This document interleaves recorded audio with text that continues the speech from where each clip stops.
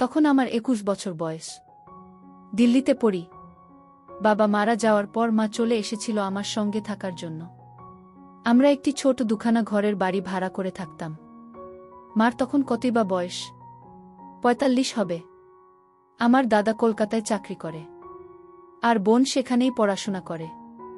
আমার পড়াশোনায় সুবিধে হবে বাড়িতে কেউ রান্নাবান্না করে দিলে, তাই মা আমার সঙ্গেই থাকা মনস্থ করেছিল। মার তখন ভরা জোয়ার, গায়ের রং ফর্সা, এমনিতে ছোটখাটো, তবে সুন্দর করে সাজলে লিপস্টিক লাগালে লোকজন ঘুরে তাকানোর মতো চেহারা। বিশেষ করে স্নান করে বেরিয়ে আসার সময় যখন চুল ঝাড়ত, তখন দারুণ লাগত। মায়ের দিকে তাকিয়ে আমার চোখ থমকে যেত। চোখ সরিয়ে নিতাম মা কিছু বোঝার আগে। মা এমনিতে পড়তে ভালোবাসে, দিল্লির গরমে তো বটেই। আর শাড়ির মধ্য দিয়ে যখন মায়ের উঁচু হয়ে ওঠা দেখতে পেতাম, তখন আমার ভেতরটা ধক করে উঠত। স্লিভলেস হলেও খুব একটা ডিপ কাট নয়, আর ঢাকা থাকত, শুধু দিকে অনেকটা অংশ খোলা আর নিচে অনেকখানি অংশ দেখা যেত।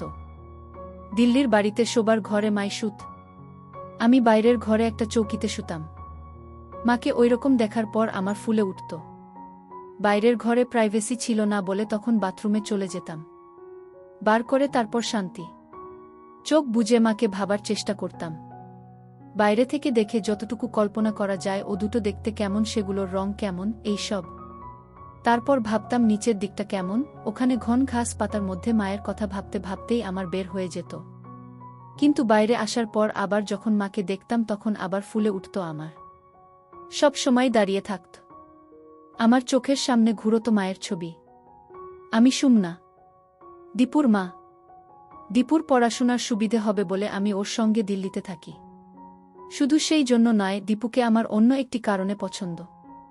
সে ওর দাদার মতো মোটা থলথলে নয়, বেশ ফিট চেহারা, ব্যায়াম করে, এক্সারসাইজ করে, কোকটা লোম।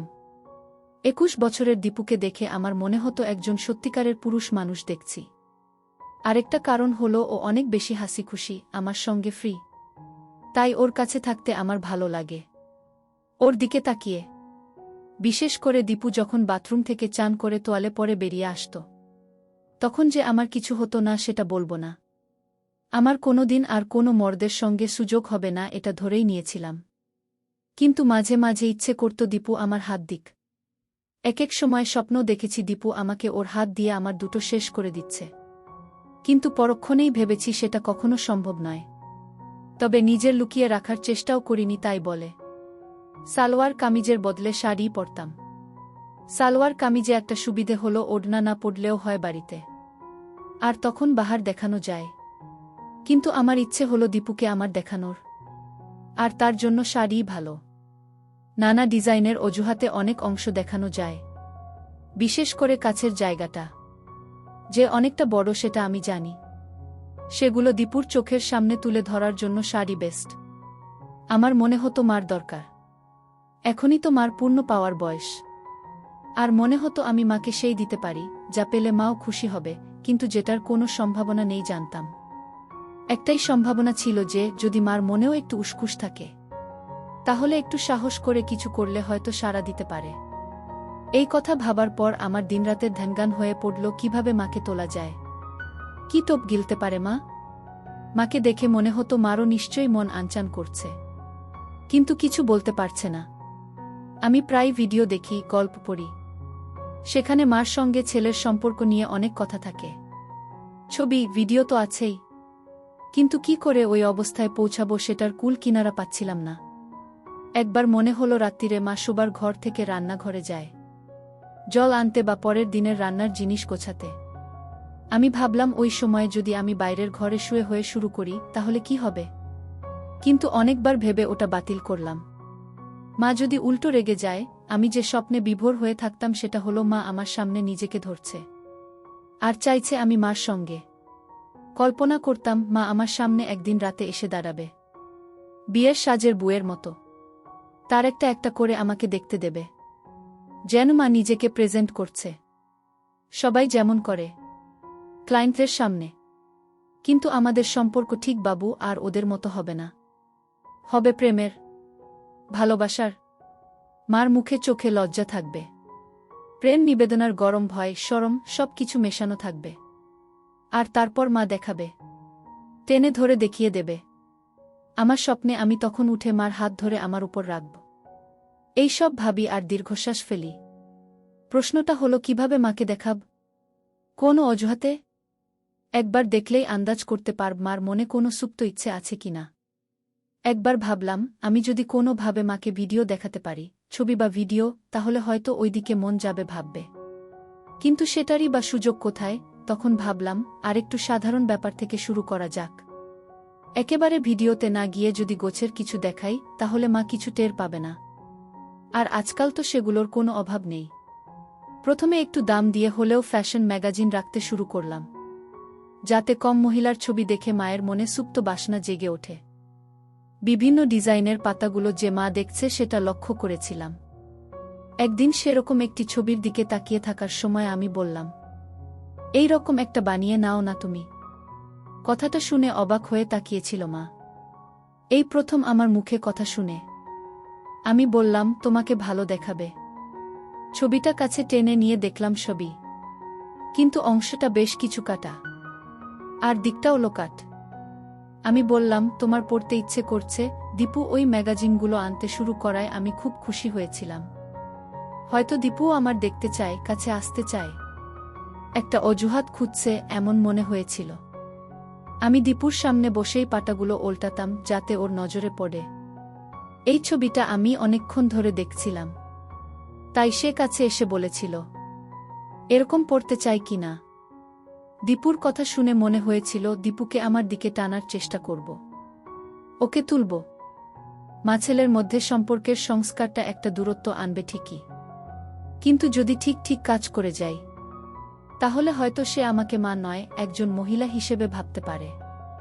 মহিলাও না, আমি সেই মুহূর্তে চাইছিলাম দীপু আমাকে একজন নষ্ট মেয়ে ভাবুক, যাতে তার মনে কথা জড়ো হয়। এই সব ভেবে আমার শক্ত হয়ে যেত, আর ভাবতাম কখন সেখানে দীপুর আঙুলের পাব। মা আমতা আমতা করে বলল, জাহি কি বলছিস, লোকে কি বলবে? আমি বললাম, কেন, লোকে বলার কি আছে? তোমার কি এমন বয়স? দেখো, এরকম ভালো লাগবে। কথাটা শুনে মা লজ্জা পেল, মুখ লাল হয়ে গিয়েছিল এক মুহূর্তের জন্য। ধ্যাত বলে ছেড়ে দিয়েছিল, কিন্তু আমি ছাড়িনি। আমি বললাম, তোমাকে বানিয়ে দেব, ওটা হবে আমার গিফট। তারপর বললাম, চলো ওরকম একটা শাড়ি কিনে আনি। মা বলল, ও বাবা, আমি ট্রান্সপারেন্ট শাড়ি পরে বেরোতে পারব না। আমি বললাম, ঠিক আছে, বাইরে পড়তে হবে না, কিন্তু তুমি একেবারে সাজবে না সেটা হয় না। তুমি একটু সাজুগুজু করলে তোমার মন ভালো থাকবে, এতে লাভ হয়েছিল। একদিন মা কাজ করতে করতে হঠাৎ বলল, আচ্ছা দীপু, আমি খুব মোটা হয়ে গেছি না? মা উপর থেকে সরিয়ে আমাকে দেখানোর চেষ্টা করছিল, গলা একটু আড়ষ্টতা। বুঝলাম মা অনেক ভেবে এই প্রশ্নটা করেছে, হয়তো আমাকে তার দেখাতে চায় এই কথা বলে, কারণ তখন নিচে উদ্ধত দেখা যাচ্ছিল, একটা পরিষ্কার দেখা যাচ্ছিল। আমি বললাম, না মানে কেন বলো তো? না রে, কেমন একটা থলথলে হয়ে গেছি। ম্যাগাজিনের মডেলের ছবি দেখে তোমার এই কথা মনে হচ্ছে? মা মাথা নেড়ে সায় দিল। কি করি বলতো? কি আবার? এক্সারসাইজ করো, ওটা তো জমেছে, চলে যাবে। কি এক্সারসাইজ করব বলতো? আমি ওই জিম টিমে যেতে পারবো না, ঘরে বসে কিছু করলে কমবে। ঘরে বসেই আমি এক্সারসাইজ করতে পারো তো? এই বলে ভাবলাম একটা সুযোগ নেই। বললাম, কিন্তু তার জন্য অন্য জামা পরতে হবে, পরে তো আর ওসব করতে পারবে না। কি জামা? আমি সাহস করে বললাম, তাহলে পায়ের শাড়ি জড়িয়ে যাবে না? কথাটা উচ্চারণ করার সময় আমার রক্ত গরম হয়ে উঠেছিল। আমার হাত রেখে মার দুটো দেখানোর ভঙ্গিতে বললাম, এগুলো শক্ত করে আটকে রাখতে হবে তো। মার বোধহয় কথা মনে ধরেছিল, কাছে এসে বলল, কোথায় কিনি বলতো? আমি বললাম, এগুলো তো অনলাইনেই পাওয়া যায়, এখান থেকেই অর্ডার করে দিচ্ছি। বলে ল্যাপটপটা কাছে আনলাম, পাশে বসার ইঙ্গিত করে বললাম, এখুনি করে দিচ্ছি। মা যেন লজ্জা পেল একটু, বলল, না না, আমি নিজে কিনে নেব। কিন্তু কোনো দোকানে পাবো রে? দূর, কোথায় খুঁজতে যাবে? সব দোকানে পাবেও না, এখুনি হয়ে যাবে, এসো। শুনে মা কাছে এসে বসল। আমি অনলাইন স্টোরসের সাইট খুলে সার্চ করলাম, মডেলদের ছবি ফুটে উঠল। নানান ভঙ্গিতে পোজ করা। যেন খুব সাধারণ কথা বলছি সেই ভঙ্গিতে বললাম। মা একটু থতমত খেয়ে গেল এই ডিরেক্ট প্রশ্নে। তারপর আমার দিকে না তাকিয়ে বলল, আমি সুযোগ বুঝে একবার মার দিকে তাকিয়ে নিলাম। কোনো দরকার ছিল না, তবু মাকে বোঝাবার জন্য যে আমি মার দেখতে চাই। মা টের পেয়ে গুছিয়ে বসল। কিন্তু ঠিক পরের মুহূর্তেই মা হাত তুলে চুলে দিতে লাগল। আর আমি মার সব পরিষ্কার দেখতে পেলাম। তখন আমার গরম হয়ে গিয়েছিল। মা যে ভঙ্গি করছে সেটা স্পষ্ট বুঝতে পেরেছিলাম। মনে মনে ভাবলাম, দাদাও দেখাচ্ছি তোমায়, এই প্রথম মাকে প্রেমিকার রূপে ভাবলাম, তোমার ব্যবস্থা করছি আমি। আমি এবার আর চোখ সরিয়ে নিলাম না। যতক্ষণ পারি নির্লজ্জের মতো মার দেখলাম। একবার মার সঙ্গে দৃষ্টি বিনিময় হল, দেখলাম মা তখনও চুল ঠিক করার ভান করে মেলে ধরেছে আমার সামনে। আমি ইচ্ছে করেই ছেনালিপনা করেছিলাম। আমি চেয়েছিলাম দীপু ভালো করে দেখুক আর জানুক যে আমি সেটা উপভোগ করছি। আমি চাই দীপু বুঝে নিক যে আমার দিকে তার চাহনি আমার ভালো লাগে। দীপু যখন আমার দিকে হা করে তাকিয়েছিল, আমি আর চোখে দীপুর দিকে তাকিয়েছিলাম। দেখেছিলাম সেখানে একটা বলিষ্ঠ রয়েছে। সেটা দেখতে পেয়ে আমি আমার হাত আরও কিছুক্ষণ উপরে রেখেছিলাম। আমি তাকিয়ে আছি দেখে মা হেসে জিজ্ঞেস করল, কি বিশ্বাস হচ্ছে না? অত দেখতে হবে না। আমার মুখে কথা সরছিল না। বললাম, তোমার যা সুন্দর লাগছে না, একই কথা বলে যাচ্ছে শুধু। কোথায় আমার আরেকটু ভালো হবে সেটা না, একটু চাইছি এক্সারসাইজ করার কথা। আর ছেলে শুধু ভালো বলেই যাচ্ছে। ওরকম কথায় ভালো না বেশে সত্যি সত্যি একটু সাজেশন দে তো দেখি। তারপর বলল, আচ্ছা শুনেছি নাকি নাচ প্র্যাকটিস করলে কমে? সবাই বলে বেলি ড্যান্সিংয়ের কথা, কমে যায় নাকি? আর নাচটাও শেখা হলো? কি বলিস তুই? আমি জানতাম দীপু লুকিয়ে লুকিয়ে ড্যান্সিংয়ের ভিডিও ক্লিপ দেখে, তাই এই কথা তুলেছিলাম। ড্যান্সিং শিখলে আমার দুটো লাভ ভালো হবে। আর দীপুকে দুলুনির নাচ দেখিয়ে আমার দিকে আকৃষ্ট করব। কোনো মেয়ে যদি নিয়ে কম কাপড় পরে ড্যান্সিং করে দেখায়, তাহলে যে কোনো পুরুষ ঘায়েল হতে বাধ্য। এর মতো নাচ পৃথিবীতে নেই। আর এতে কম পড়ার হাজার অবকাশ আছে, অজুহাত আছে। এমনকি আমি তো কল্পনাও করেছি এক সময় ড্যান্সিং এর নাচ দেখাতে দেখাতে দীপুর সামনে একটা একটা করে করে দেখাবো, একসেট হয়ে নাচব। তখন কি আর আমাকে ছাড়া ওর আর কোনো গতান্তর থাকবে? আমি তো মনে মনে কস্টিউমগুলোও ভেবে রেখেছি। পায়ের দিকটা স্লিট করা থাকবে যাতে দেখা যায়, আর দিকটা যত হয় তত ভালো। আমার কত দিনের ইচ্ছে একের পর এক দীপুর সামনে নিজেকে দিই। কেমন মনে হয় এটা হলেই আমি ধন্য হব। আমার তখন শুধু একটা ধ্যানগান, কিভাবে দীপুর সামনে হব। আর দীপু আমাকে ইচ্ছে মতো ওর শক্তসমর্থ কাছে আত্মসমর্পণ করাটাই আমার হয়ে দাঁড়িয়েছিল তখন। কিন্তু তার আগে ওকে একটু তাতিয়ে তুলতে চাই, যাতে আমি যখন ওর সামনে নিজেকে ধরব সে যেন ঠিকমতো রেসপন্ড করে। এ দেখি মেঘনা চাইতে জল। আমি কোথায় মাকে ড্যান্সারের রূপে ভেবে মারি, আর এদিকে মা নিজেই প্রস্তাব দিচ্ছে ড্যান্সিং করবে। না, মার তাড়না এবার টের পাচ্ছি। কিন্তু আমিও এত সহজে কাবু হব না। ব্যাপারটাকে আরও এগিয়ে নিয়ে যাওয়া যায় কি না দেখা যাক, আমি ভাবলাম। বললাম, এটা তো খুব ভালো আইডিয়া। আমিও শুনেছি, কিন্তু কোথায় শিখবে? এই কাছেই একজন শেখায়। আমি কথা বলেছি, আমার একটা কিছু শেখা হবে, এক্সারসাইজও হবে। কিন্তু এত ভাবছ কেন? আরে তোর দাদাবোন তো শুনেই রেগে যাবে, মা ড্যান্সিং করছে। আর চারপাশের লোকজন আছে না, একটু ওই নাচ কি না। শোনো, তুমি তো আর কোথাও পারফরম্যান্স দিতে যাচ্ছ না, কাউকেই জানানোর দরকার নেই। সেটাও ঠিক, শুধু ক্লাসের লোকজন দেখবে, আর কেউ না, আমিও না। মা তখন এগিয়ে এসে আমার বলল, ও আমার সুইট বেবি, অফকোর্স তুই চাইলে দেখাব। আমি ততক্ষণে ল্যাপটপ খুলে ইন্টারনেটে কিছু ড্যান্সিংয়ের ছবি সার্চ করলাম। মা কাছে এসে বলল, এই দেখ, কোনো নেই। মা দেখাচ্ছিল আর আমি দেখছিলাম। মার দিকে তাকিয়ে বললাম, তোমাকে কিন্তু হেভি লাগবে। আমার মা চোখ মেরে বলল। আমি অপ্রস্তুত হয়ে কিছু বলতে যাচ্ছিলাম। মা হালকা হেসে বলল, আমি জানি তুই কি ভাবছিস। আমি বললাম, আচ্ছা তোমাকে একটা জিনিস বলবো। মা রাগ করবে না তো? মা অবাক হয়ে বলল, না। কি রাগ করবে না বলো? আরে বাবা, করব না, বলতো দেখি। তুমি এখন থেকে প্লিজ ইউজ করো না তোমার হাতের নিচে। শয়তান ছেলে বললেই হলো। কেন? মায়ের মুখে কথাটা শুনে আমার আরও শক্ত হয়ে উঠেছিল। বললাম, তুমি কাটবে না, আমি হেয়ার রিমুভার এনে দেব।